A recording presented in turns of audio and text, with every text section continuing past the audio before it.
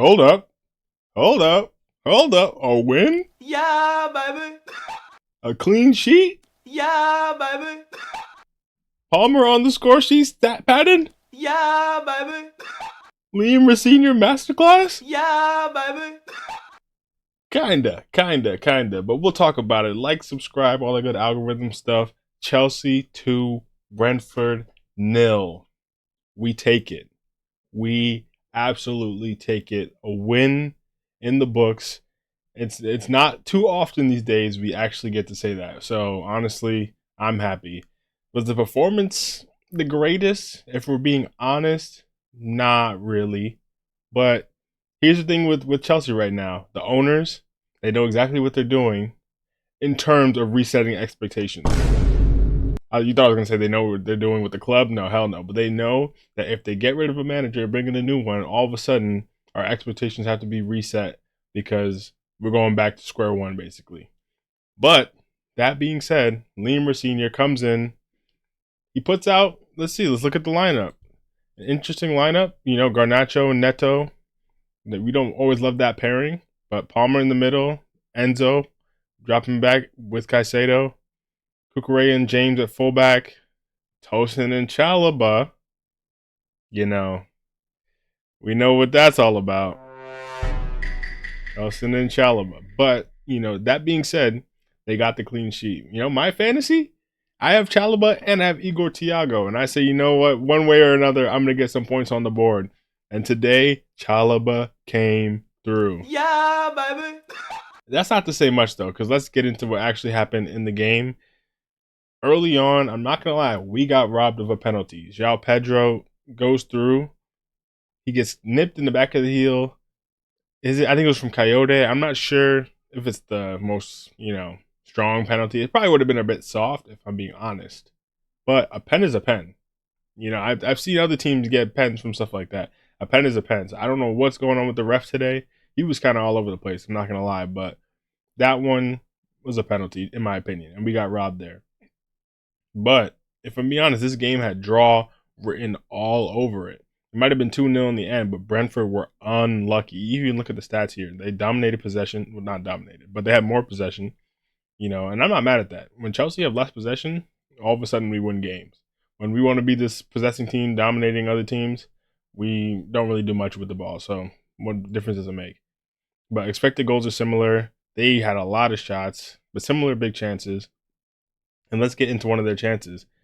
Schade goes through. He absolutely destroys Chalaba, who goes to ground a bit too easily, in my opinion. Chalaba's going to sliding off. Schade cuts back onto his weak foot, and I guess he was uncomfortable taking that shot. He tries to lay it off. I forget exactly who for, but Tosin gets in between it. And here we're talking about Tosin and Chalaba. Chalaba, you got cooked. And then Tosin damn near turns into a prime Didier Drogba poaching and getting in there. Almost put the ball in the back of the net for them. And I'm like, come on, bruh. Come on. But Robert Sanchez luckily has to make the save off of a Tosin shot. Basically, it was spooky days. But that was Schade low-key selling for Brentford. We got away with one there. And they had chances. They really had chances. I think Brentford, I don't get to watch them week in, week out, but from what I've seen of them, I remember when they played us earlier in the season too, I think they cooked us on some long throws. But today, even though they didn't have that, all together, their play is actually good. I think Keith Andrews, their manager, was their set piece coach. And, hey, man, he's putting out something. Thomas Frank went on to Spurs. And if you can see here, Spurs just lost in the late to West Ham. So, Yeah, baby. we take those. But Thomas Frank having an absolute stinker at Spurs and Keith Andrews at Brentford is cooking this season. So big respects to Brentford. They played well to their credit. But you go into the second half, there were some other chances. Oh, I guess I can't really look past. I forget if it was the end of the first half or early in the second half. Pedro Neto, Garnacho, we talk a lot about them. I mean, what more needs to be said? But Pedro Neto, I said this in previous videos. I don't understand why when he's on the right, he can do that little one move shimmy and then kick it long and then run past the defender. And then he plays in the ball on his right foot. But when he's on the left, he never does that. He just tries to keep cutting in onto his weak foot and trying to shoot. Like, I just don't understand. But either way, when he was on the right, beautiful move, makes it down the wing, an amazing ball on his right foot across the box into Alejandro Garnacho. Open net. He gets past on the inside of the defender, does all the hard work. And this guy, man, I know he scored 2 goals in the midweek, or was it midweek? The Carabao Cup game against Arsenal, yeah. But, brother, this guy gotta be an agent. Agent of Hydra, bro. That was the craziest miss we've seen it in a minute. And I just don't understand. I don't understand. Our players are so confusing. And speaking of, but before that, before I get into our plays being confusing, I got to talk about Robert Sanchez. But I completely forgot to even cover our goal because it was so wishy-washy. But Enzo Fernandez, who for me on the day, not his best performance. Let's see what FootMob gave him. I'm curious. 8.4. I guess he got the assist, but to me, Caicedo was better, if I'm being honest. Enzo, for me, when he's playing deeper like he was today, like on the ball, he honestly wasn't amazing. And then in terms of defensive work, it's not there for me. We talked about this many times, but he will put in some defensive work in their half.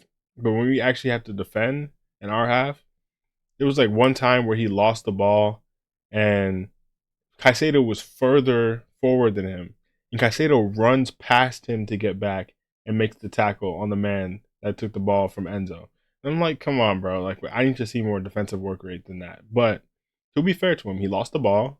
He went, pressed, basically won it back off a little deflection, blocked, intercepted the pass, and he goes through to João Pedro, who for the first time, maybe since the Club World Cup, showed me, okay, let's just shoot on sight. If I have an opportunity, just shoot. We don't need to get into the perfect position. You don't have to get it onto your strong foot. Just let it rip and see what happens. Maybe you get a corner or whatever. But nah, he just blasted past the keeper. And beautiful finish. João Pedro, that's Club World Cup, João Pedro. I haven't seen you in a while, but good to have you back. And I know they were trying to say it was offsides. I'm about to say, if we got offsides for that, after already not getting that pen earlier, it would have been a travesty. But thankfully, they look back at it. And they look back at it. It is onside, and we take that 1-0. But let's get into the second half because, like I said earlier, Garnacho, one of the most confusing players ever, and I'm not really that confused, to be honest. I mean, time to go, buddy. But he goes and scores 2 against Arsenal, but then he misses the wide open net here. Robert Sanchez, probably the reverse. He went and basically gifts Arsenal a goal in the midweek, but today, Robert Sanchez keeps us in this game. I mean, we had the lead, but he keeps us ahead in this game. Schade goes through again, 1-on-1 with Sanchez, and I'm not going to lie, as soon as I saw that he started to shift his weight, he got the ball into his strong foot, I was like, GG's, 1-1. We can hold on to the lead. This game had a draw written all over it. Of course, it's going to be a draw. But no, Sanchez comes up with an amazing world-class save. That's my guy, Robert Sanchez. At least today. Because against Arsenal, that was not my guy. But today, this is what you like to see. Clean sheet. And from that point, it was a little back and forth. So the game got a little sloppy, but Brentford still had their chances. We didn't really have amazing chances after that. Then Liam Delap comes on. I mean, and to be fair, I think these subs here were very important for our team. And I got to give it to Liam Rosenior. We can't take too much away from system and all that kind of stuff. But in terms of in-game management, in terms of substitutions, we were starting to lose the midfield battle. And Garnacho, wasn't really doing much. He brings on Andre Santos. That gives us the chance to push Enzo forward because he wasn't really, like I said earlier, he wasn't doing that work that we needed. So now it's Santos and Caicedo, which is much stronger, and Enzo gets forward if he wants. Fofana comes in for Tosin. Tosin got injured anyway. That had to happen. And then Liam Delap for João Pedro. That's another smart substitution at that point in the game, 74th minute, 1-0. We need to see the game out. Let Liam Delap, you know, do some work with the ball in their half. You know, if you get the ball, just do some running, waste some time. And it was smart. And then Liam Delap comes on, instant impact. You see, he comes on 74th minute. He earns a penalty. 2 minutes later, he gets taken out in the box because they have some, suspect back passes in this game. I'm not gonna lie, and they were honestly unlucky. Just a couple little errors, and we pounced. But Cole Palmer, not his best game. I think Palmer, if I'm being honest, I know we don't like to criticize Palmer and he's our best player, or whatever. But we have to be honest about what we're seeing and not play favorites necessarily. And I hate to say it, but since he's been back, and I've been saying this, he's not fully at the races yet. You could tell he's not 100%. You could tell even if he is feeling better physically, there's a certain sharpness to his game that isn't there just through time off that happens.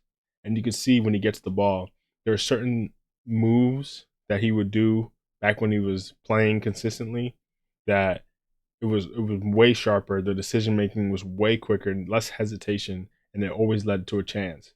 But now, taking a couple touches too many, the decision making is a little hesitant, and I think that's something. I don't think it's the end of the world. I think that's something if he gets a consistent run of games, fully fit, I think that's something that can come back with match sharpness. But I think right now it's not fully there. But hey, he gets a pen, his specialty, buries it, of course, no doubt. And maybe that'll be big for his confidence, big for him moving forward, get some momentum going. Rest of the game, we kind of see it out. I mean, not comfortably. I wouldn't say comfortably. Brentford had chances for sure, but we see the game out 2-0 Chelsea. We take it. And if you look at our recent matchups, we lost to Arsenal. Charlton, that shouldn't, I'm not even taking credit for that. We should win that. Lost to Fulham, draw to City, draw to Bournemouth, lost to Villa, draw to Newcastle. It's been a while since we got a Premier League win. And if you look at the other matchups today, Man United beating City, I mean, I didn't see that one coming, to be honest, and that's a result I'm not happy to see. I needed City to win that game, not only because we're fighting with United for Champions League spots, but Arsenal look like they might. If they get the result against Forest, the league is looking not great. So I need Forest to pull something out. In City, that was disappointing. But United, man, Amarim gone, and all of a sudden, people are shocked. Those Amarim M fans are shocked that all of a sudden they're playing good football. Yeah, right, bro. Come on. Let's be real. That was always going to happen. Your squad is good. Just maybe you still need a midfielder, but Amarim just was not the guy, and we know that. We lost a good manager. They lost a bad manager. It's that simple. We got our result. Leeds beat Fulham, which I guess fair enough to them. Leeds, they've completely turned around in this last couple months. Liverpool threw away the 1-0 lead to Burnley. That's massive for us. Sunderland got a win against Palace. That's a big win for Sunderland. And Tottenham, Yeah, baby. they lost to West Ham, like I said earlier. Amazing. Looking at the table now, Arsenal, if they win, they go 9 points clear. Spooky season. City and Villa can go ahead of City if they win their game. Right now, they're level. And I think who are Villa playing? Villa's playing Everton. So that's not the easiest game. Liverpool on 36, United on 35, we're on 34. We just leapfrogged Brentford, that was a massive win for us. We're on 33. Sunderland got their win. So, and Newcastle can go ahead of us if they win their game. So it's very tight in these areas. Pause. And we're going to have to go on a run of games now. If we look at our upcoming fixtures, Paphos in Champions League, must win. Palace, we need that. We need a result. We need a result there. Something. Napoli's not going to be easy. West Ham, must win. Arsenal at the Emirates, come on. Wolves, must win. Leeds, I know they did us dirty back in December, but must win. So, and then Burnley in the league after that, must win. So before we go on that run of Arsenal, Villa, Newcastle, Everton, City, United, Brighton, that's going to be a crazy run of games. But we absolutely need to go get some results in these next few games. So hopefully we do. But hey, we take it. Liam Rosenior, I wouldn't say it's actually a masterclass, but a result is the result, and that's a good way to build some momentum for your Chelsea career. So we take that. Appreciate you if you've made it this far in the video. Like, subscribe, all that good algorithm stuff. And we'll be back for what, the Paphos game? You know, must win, like I said, it's at the bridge too, I think. And we'll probably do a little fun video in between there somewhere because I haven't done one in a while. But I'm starting to feel a little bit better, so we'll try to get that out too. Appreciate you. Peace.